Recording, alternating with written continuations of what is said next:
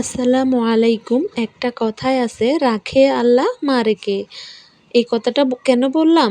আজকে ১৪ দিন যাবৎ আমাদের কোনো পানি নাই। আর আজকে শুক্রবার, আমার জামাইয়ের অফিস বন্ধ। আর দেখেন প্রচুর বৃষ্টি হচ্ছে আজকে চট্টগ্রামে। আলহামদুলিল্লাহ, আলহামদুলিল্লাহ।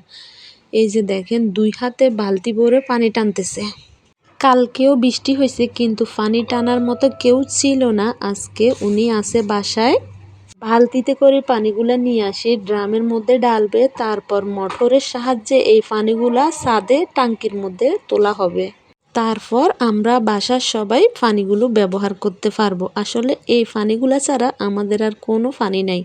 আমরা আজকে কয়েকদিন যাবৎ কতটা যে কষ্ট করতেছি এটা কাউকে বলে বুঝাইতে পারবো না। পানি যে কিনে নিব ওই উপায়ও নাই। আমার জামাই নিচে দাঁড়ায় দাঁড়ায় বৃষ্টিতে ভিজতেছে আর আমি বালতি ধরে রাখছি জানালার মধ্যে। আমি চেষ্টা করতেছি যে আমি যে পানিটা নিব ওটা রান্না করার জন্য রেখে দিব।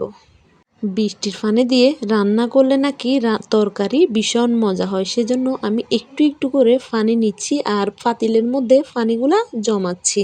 আমি যে উপর থেকে ভিডিও করতেছি এটা জামাই একটু বলতে পারবে না।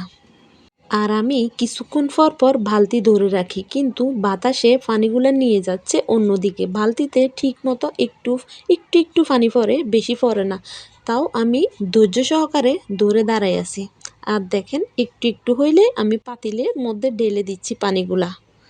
আর এরকম করতে করতে আমি কিন্তু অনেক পানি জমাইছি। আলহামদুলিল্লাহ ২ পাতিল পানি ফুরাইছি আমি, আর আমার জামাইয়ে ফুরাইছে যে ৪ ড্রাম পানি।